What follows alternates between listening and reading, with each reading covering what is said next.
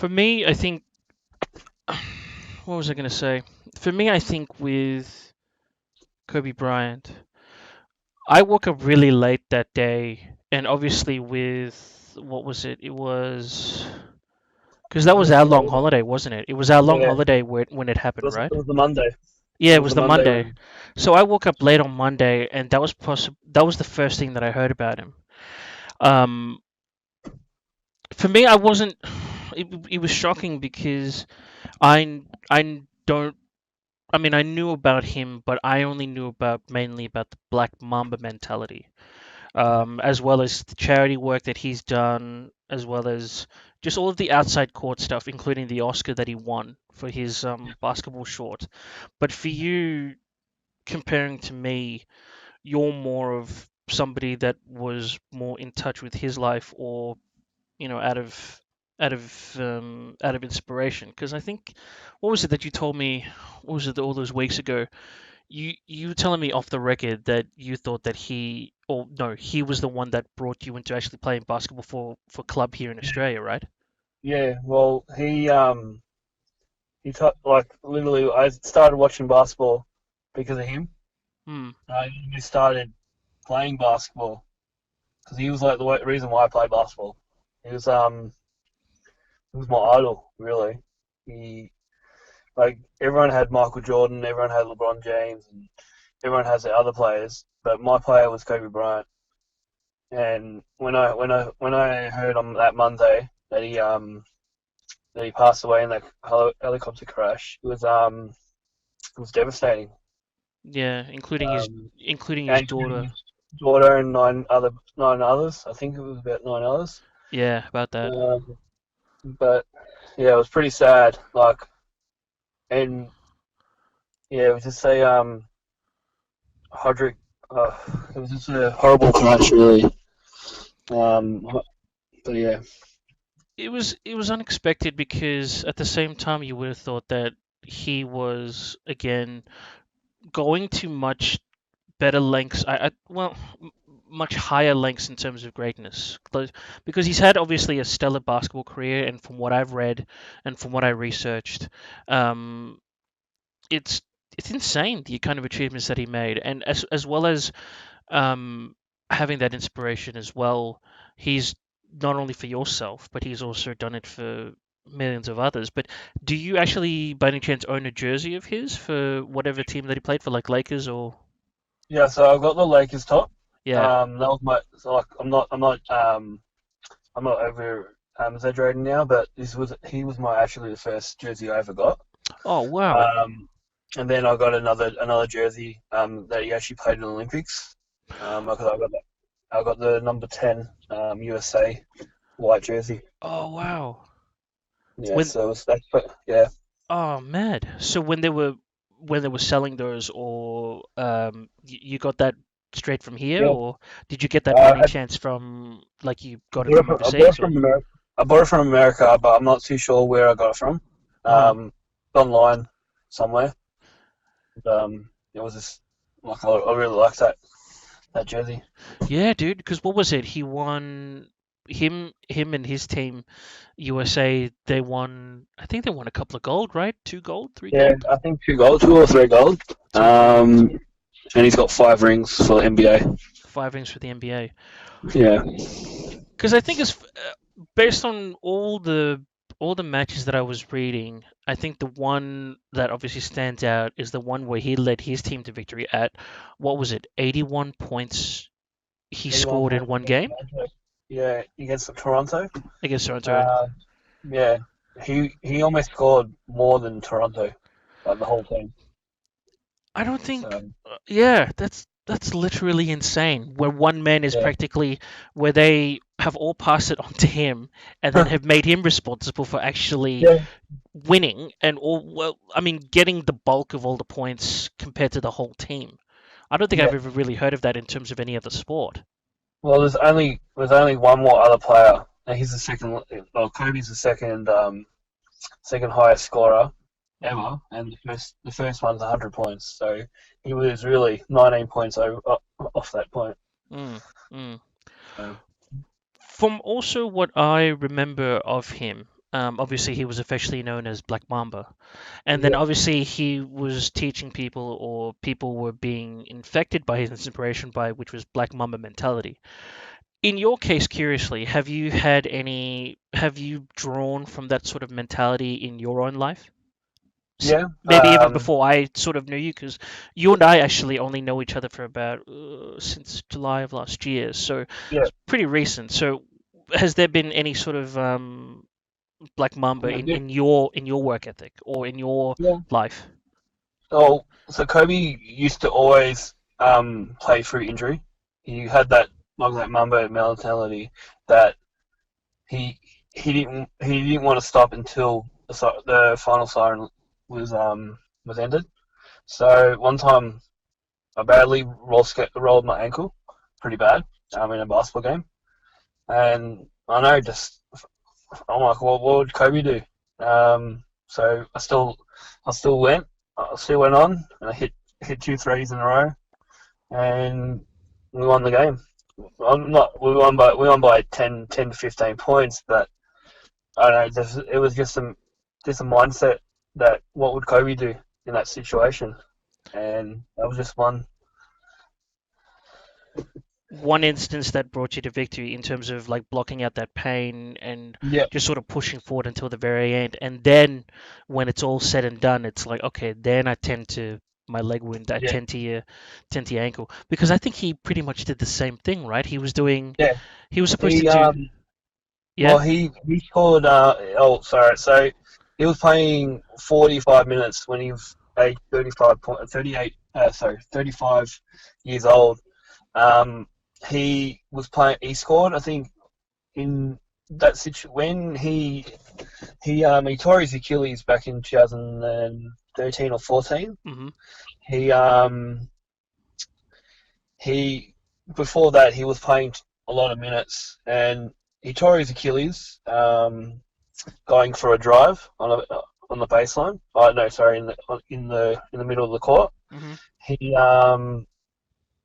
They called a timeout because they thought he couldn't walk. Went to the timeout, and then Kobe wanted to actually take the two free throws. He walked all the way from the bench to the other side of the court, Hmm. took his two free throws, and then walked off with no one helping him. So that was just another amazing thing that Kobe did. Really.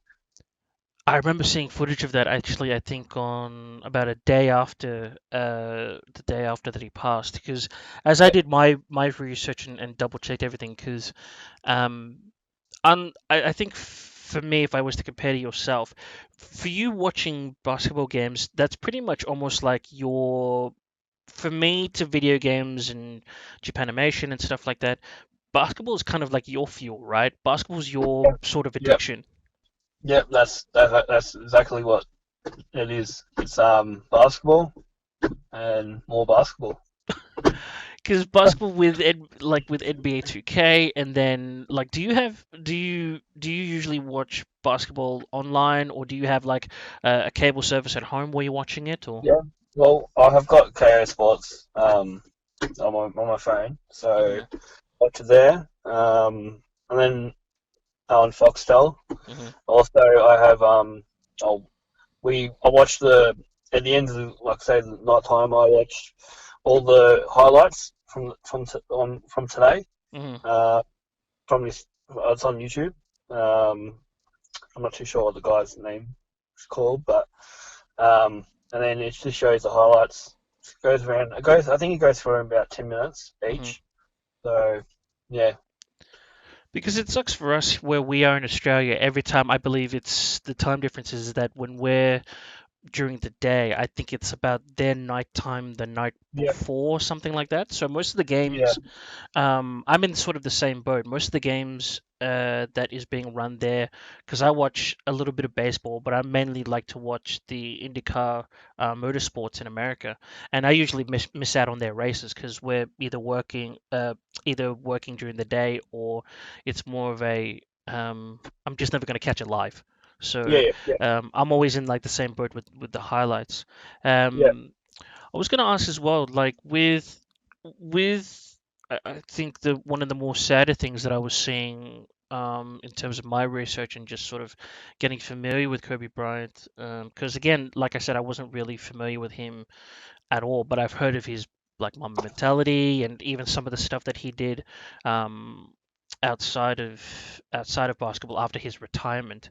It was just I think the guys at TNT, the what was it, the show TNT for basketball. I don't know what the name of the exact same the show was, but they had Shaquille O'Neal, they had Jerry West, and I think they also even had somebody that was there that was mistaken for being on the same flight that had died, and he gave his thoughts. I wanted to ask you, even though this is a little bit skewed um, from basketball, when you initially first heard what had happened with Kobe and who was involved, but then as the day progressed and you heard the sort of the names that were coming out and the confirmed names that were coming out who had died, what was your thoughts on the American media? Did you find that they were a little bit that they're a little bit wrong in their assessment when it first came out of these sort of like tragic deaths? Yeah, well, they at first they thought it was just Kobe. I thought it was just Kobe. Like at first, when I woke up Monday morning, I really thought it was a joke at first. Not a joke, but I wouldn't. Didn't want it to be real. So I just said, "Nah, this can't be real. This can't be real." And then it came out that he died, and then it said that his daughter and him died, but didn't tell anyone else. Didn't say anyone else. That's why I felt sorry for the families that actually the other people that actually died as well. But what was good that they did as it went on, NBA, all the NBA teams when they were doing their respect for Kobe, they were actually respecting the others as well as his daughter and the other nine um, other victims. Hmm. Um, but yeah, like, yes, I would say that um, they were a bit um, not knowledgeable. Hmm. But yeah. Hmm. Yeah, because I know for a fact TMZ had reported on it first, and then they were making all sorts of mistakes in terms of numbers and whatnot. And I think I heard a reporter as well got fired for reporting on the wrong information, which I thought was bizarre. Um, Mhm. but my I don't know if you may have heard of this as well. I just want to hear your reaction. Did you ever hear about a comedian that made a joke about Kobe Bryant, and he's this I don't want to be racially or even racially insensitive, but I believe the guy's name was Ari Sharif. Oh, sorry, Ari Shafir. Did you ever hear about his sort of I wouldn't call it a joke, but his rant about Kobe Bryant on the day that he died? Now, what was the rant about? Well, the thing is, he mentioned on Twitter, and God forbid that we should even be really giving any attention to Twitter. What a volatile place that is. Kobe Bryant died. He says Kobe Bryant died 23 years too late today. He got away with rape because all the Hollywood liberals who attack comedy enjoy rooting for the Lakers more than they dislike rape. Big ups to the hero who forgot to gas up his chopper. I hate the Lakers. What a great day. Just hearing Yeah, that, what is that sort of like? What do you feel? that's disrespectful. It's honestly pathetic. Like when I first read He, when I first read about it as well, especially on the same day that the man dies, including his wife and all those had passed. I remember reading that particular Twitter comment. I was just like, "Who are you? And what have you done for society as much as what has Kobe done?" But that leads me to another question. With what has happened in terms of Kobe's past and those allegations about that woman and whatnot. I asked you off the record as well, again, a couple of days after his passing, but I wanted to get your sort of words again. Is that sort of just under the bridge from what had happened? Like that's just been and gone, right? In terms of yeah, that sort of scandal. yep. Um, it was never proven um, that he did rape her. Mm. Um, he, I think he apologized if the girl thought it was rape. Um, but yeah, um, I don't know what else to say for that. I kind of understand where you're coming from, especially if you are quite you've used them as an idol, or you not, I shouldn't say use, but you fed off Exactly. his inspiration, and you fed off Mm, his just his infectious personality. That kind of stuff, um, there's nothing much to say to it, because the case has been done. It went through its paces, and then there was all sorts of crap that went with it, in terms of she didn't want to testify. She made the wrong testimony at first when interviewed by police. She went back on her word and doubled down. And then she asked that he make that official statement about his apologies, and then the civil lawsuit ended, I think, with, from what it says here officially, $2.5 million, and then that's it, right? yeah, yeah, So, what are your thoughts that when people on Twitter, and this is not just the only guy who I saw, but what are your thoughts on Twitter where there's people that like to say, like actresses such as Evan Rachel Wood, Twitch users such as I think it was oh god, what was her name? A Twitch user that I used to follow and used to be a fan of. But what my question is, what are your thoughts on them bringing up that kind of crap and saying Kobe Bryant, let's not forget, he's a rapist. yeah. It was when I saw it, I was I was even more angrier than, well, not angry. I went more sadder when he actually did pass, because you're disrespecting one of the best players ever in the NBA, and it was just really disrespectful, like the way that they they treated him. He, like I said, he's not even here to defend himself, and you're really just waiting until he passes to backstab him. Agreed. It's a very weird mentality where people like to say, okay, they want to air their grievances and say, uh, you know, l- let's not forget that, you know, let's not forget that Kobe Bryant was this great person and all, but he's also a rapist. I, for one, don't find that. I find that the same thing. It's disrespectful, and it's, what else can you say? But also, it's just pathetic that they would do that after he's died. Like, you Yeah, didn't have the balls to do that while he was alive, because yeah, you're just going to get buried. You're going to get yeah, buried in terms of um, the masses of fans, and even just people that just go, look, it's been dealt with. You don't need to remind us that he that had happened. He's not a rapist. It wasn't, from quite a lot of people's point of view, it wasn't a conviction. He just settled the court. He settled some sort of civil lawsuit outside. She got 2.5 million. That's it.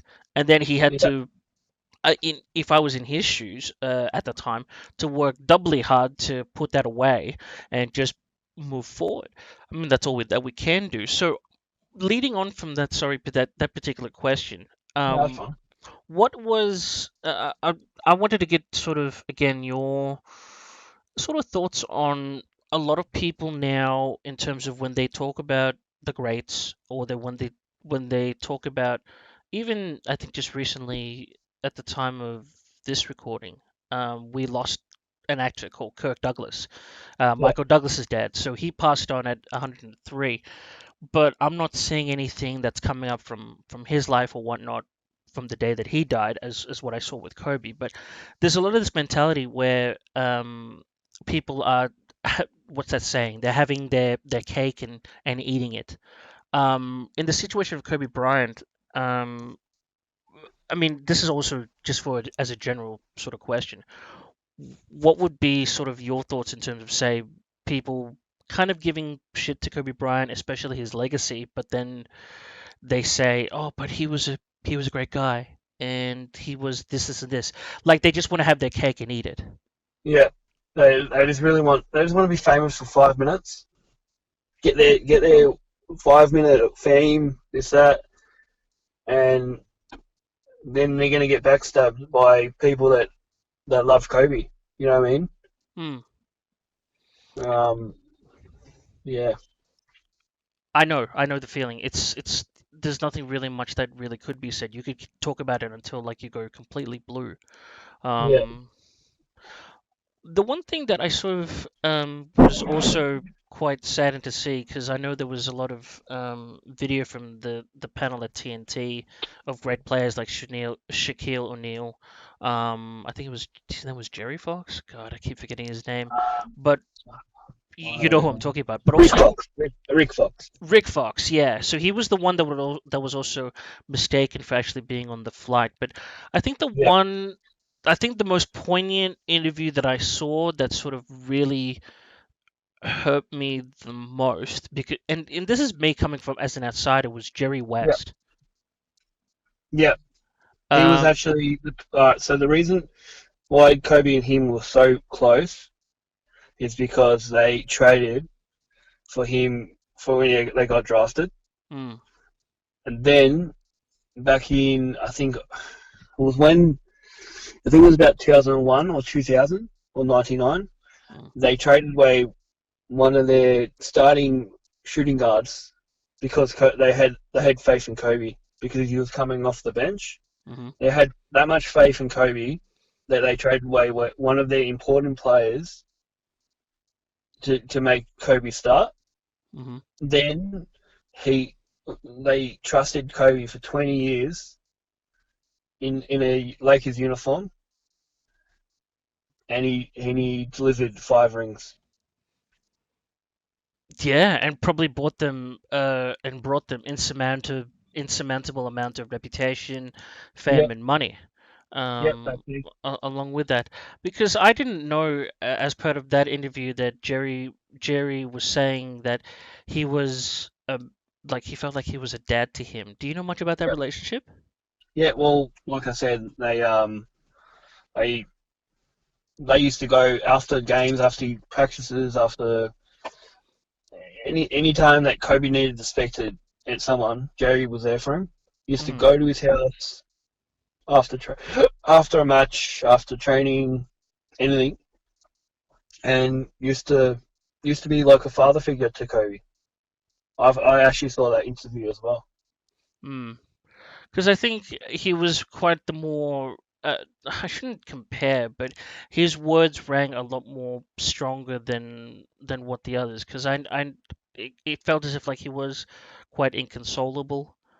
Yeah, And then he just said that he just didn't know that he would be able to get over that, yeah, to get over his passing. And I'm just like, man, Jerry, based on what I'm seeing here, you're I mean, you're getting on an age. Don't get me wrong, but like, gosh, somebody's got to look after him and just see how things go because I still think that he yeah, still has a lot more to offer, despite what he's already done in terms of his life. And I remember seeing a lot of comments from people who were concerned about his health, watching him cry and almost be inconsolable. So I wasn't truly aware of his relationship with Kobe, but when I heard about that, sort of his take on and his reaction to everything, yeah, just I felt it was more stronger than everybody else because he's come from an older figure, like a father figure, like you say. mm. Yeah, yeah. There was another interview as well. Oh, not interview, but um another speech that really touched me was when the first game that Lakers played since Kobe's death. Um, LeBron James. That was actually a good speech. He said that you have to keep your family members close, love your family members, friends, because we don't know when we're going to be the next person. that's going to pass, and that really touched me, um, because like Kobe, LeBron's another. You could say another. You could say another mentor, but not as much as Kobe. But but yeah, he's another person I look up to as well. Yeah, yeah. And again, it's I guess with what had happened with Kirby as well. If the if we were actually talking and you knew me about 10 years ago, the cynical and realistic side of me would say, yeah, but everybody dies. That's awful. And obviously, I've Yeah, grown, and I don't wish to say that crap.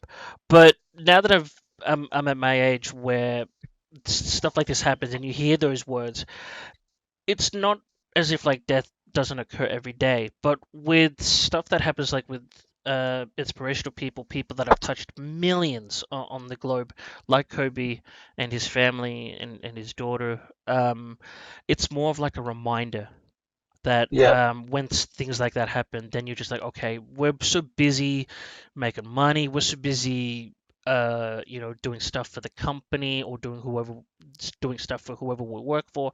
We're so busy in yeah, that life where it's just like, okay, when death strikes like that, it's more of a, a sharp reminder that yeah. maybe Reality check.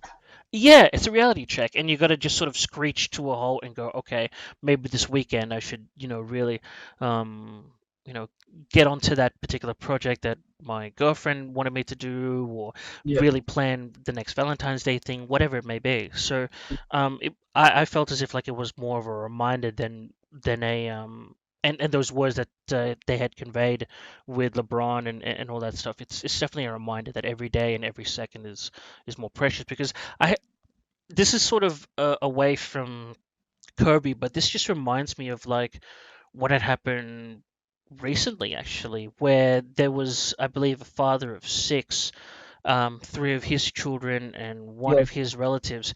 They all got hit. They were just walking down the street or something, and they were going to play I believe, a basketball game for Kobe. And this was about, I think it was like last weekend or something, and they got hit by a drunk driver, and yeah, three of them died instantly, and one of them, or I think a few others were in hospital because it was a large group of people walking.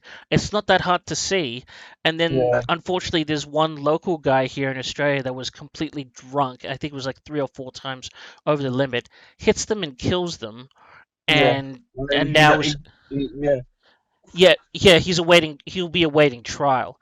yeah, It's not going to be as quick as whatever because Australia's judicial system, that's another story. But he'll be in exactly. jail until his trial, which I believe is in April of next year. But he'll have to sit in jail knowing the fact that he's killed somebody's kids. Yeah, and they're not gonna, and he's not gonna live. Oh, he's gonna be devastated for his whole life now. That all three kids are gone, and one relative. And one of the relatives, yeah, which I believe was either a cousin or a niece. So those Mm. kind of fleeting moments where you know um, even the same thing as well when I also recently had a minor car accident. It was back in, what was it, September, but Yeah, but yeah, yeah, about that. And then it's kind of like, okay, it was just a minor car accident, but at the same time, how it occurred, which I'm not going to explain because it's just too long. mm, The end mm. result of it was just like, okay, now I look at driving a little bit more of a More caution. blessing. Yeah, Yeah, with more more caution. caution. It's still a blessing. It's still a curse, Yeah, and it's still a privilege to do driving. So yeah, a lot of things change when a traumatic incident that happens. So that's kind of human nature. But again, mm, with how frail life can be and not knowing what tomorrow brings, yeah, that kind of just reminded me of that family and the children, of kind of relating it back to Kobe and LeBron's sort of speech that he did. I mm. believe it was was that the first Lakers game that they were playing Yeah, after yeah, Kobe's death? yeah. So it was the first game at Staples Center, against the Portland Trail Blazers. They had a big, you could say, tribute to Kobe. Hmm. Um, all his highlights, what he's done for the community. It wasn't more a sad time. It was more a happy time that the amazing person he was. Yeah, definitely a celebration. Yeah. And I think that Obviously, it was still sad, but they were trying to make everyone happy at the same point.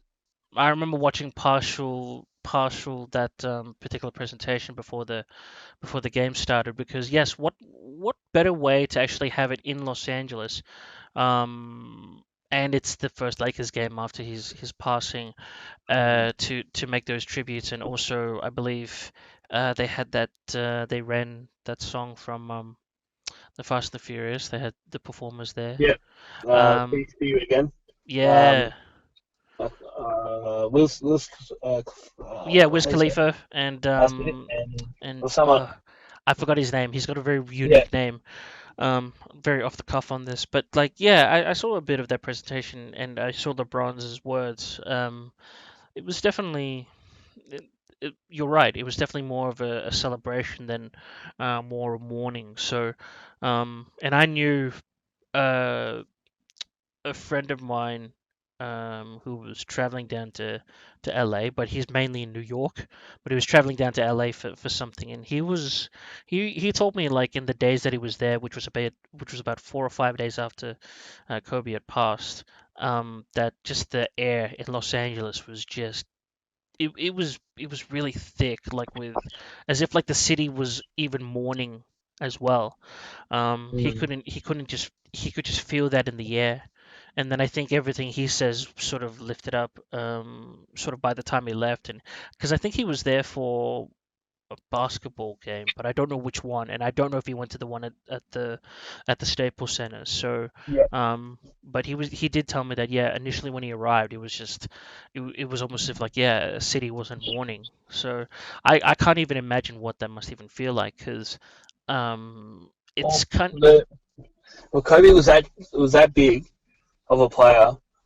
They because it was supposed to be a game the 2 days after the game, Mhm, after the death of Kobe. It was supposed to be the LA Clippers versus LA Lakers. mhm. Now the first person they actually postponed this game. The last person that actually a death that actually postponed the game was back when um, was back uh, It was when a another player, president right? no when a president actually got assassinated. Oh, as in like John Um, F. Kennedy was assassinated, or yeah. It was back when he got actually got assassinated. That was the only other time a game's actually been postponed, and that's oh how big wow. Kobe is. Yeah, that's actually incredible. Yeah. Mm. Wow. Since JFK was assassinated, and then since then and now, yeah, that sort of The delaying only games or postpone. the only other reason that they delay a game is because of weather. Any other time they're playing, Hmm. and it really just amazed how big Kobe Bryant was. His influence is definitely no joke. Like Yeah, I've heard of people and even seen people's reactions from like third world countries that are just like, look, Kobe doesn't know this, but he's touched me in this such way and this such way, and a lot of people give him their own testimonials. But I actually didn't know that, so that's actually quite yeah, that's insane. That's incredible. That's incredible. mm, Um, I think one of I would have to actually I should ask you though he's he has passed, which so sucks because he was only 41 yeah, and I think he had a lot more sort of to give outside of basketball to the world, especially when he yeah. won that Oscar for his animated short. He was just getting started, but in your sort of opinion, what kind of legacy do you think that you would gain, or do you think the world would gain in, say, moving forward in the next couple of generations? Can you say that again? Sorry. Oh, I was just saying that what do you think in terms of his legacy, personally and generally, do you think that his legacy would live on? Do you think it would be more of um, his sort of his work ethic on the court, or just how he conducted himself outside of the court? Well, um, I watch a lot of people, a lot of NBA players mourning Kobe's passing. Now, nearly every single player said that the only reason why they're playing basketball, not the only reason, but the main reason that they're playing basketball is because Kobe Bryant. Back in the early 2000s, um, and when he won them 5 rings, they actually all said that they wouldn't be playing. They wouldn't be playing basketball, and that's just only about 500 players. Imagine the whole world now saying, "I'm going to be playing basketball now because this champion Kobe Bryant was a he was one of the greatest of all time." And yeah, he Yeah, yeah, and I know what you mean. Um, I think also as well. Yeah, I'd have to agree. What with his passing, will there be more people that would be lined up to say, okay, may not to necessarily pass his feats or pass his records or anything like that, but just more to be part of that brotherhood, part of that fraternity, that atmosphere where you are part of a team and where you do rely on each other to make the shots or make the plays. And when you do get that feeling, of a game where, like you say, you've come through some sort of adversity with rolling of your ankle, or you've done some sort of damage, but then you nail those shots, and then at the very end of that, you come off on a win, whether it's 2 points, 1 point, or even 10. It's that kind yeah of feeling that you've sort of, well, you've incorporated because of Kobe's likeness as well as his inspiration that pushed you to be almost better than what you thought you were beforehand. yeah Um, is there probably one, my probably last question to you would be is that what would be, say, your fondest memory of Kobe Bryant, whether it's outside of basketball, or even just in basketball itself? Because some moments that I'm seeing here, a lot of people have done a lot of tribute videos where there was one time he was point guarding somebody, and somebody tried to fake the basketball in his face, but he didn't oh yeah flinch. yeah I'm guessing that's you just know that one. moment. Yeah, that was Matt Barnes. Mm, He went to because they were talking trash just before it. They were just talking about they were talking a bit of trash, and he thought, I don't know, I'm gonna get him. I'm gonna get him. I'm gonna scare this. I'm gonna scare this guy. Went to throw the ball at him or try to fake pass it. Did Kobe flinch? No. nah, He he had did. that mentality. He didn't want anyone to be. Didn't want anyone to know that he was scared, and he wasn't scared. Mm. But that was a history of the one that I saw. How about you? Yeah. What was, say, your favorite moment, or maybe there's a funny, cheeky moment, or something that you would remember him by all the time, like if you were to recollect, whether it was on the court or off the court? Well, there's a couple. Oh, throw him out, throw him out. Yeah. The first one was the OT against Phoenix Suns. Mhm. It was, I think it was about 5 seconds left. Mhm. Um, he knew someone was open, but he he wanted to shoot himself. Mhm. That was just one. He got the game winner. They they won the game. Was it a three-pointer, Um, or it was just a no, normal 2 points? it was scores were level. Mhm. It was about 5 seconds left. Mhm. Went to dribble down the court. Um, yeah, he scored the 2 points, Hmm.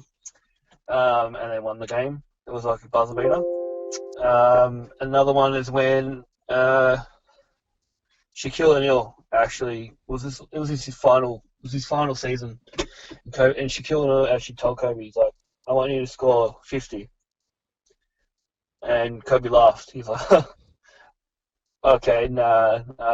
He was just joking with Shaq, and he's like, "Nah, I'm not gonna, I'm not gonna score 50. This that." He actually scored 61 the Oh last game. wow, He, wow. yeah, that was just one. That was just one other. Yeah, and there was one other one. Uh, what else? Yeah, I could say that's really it for now.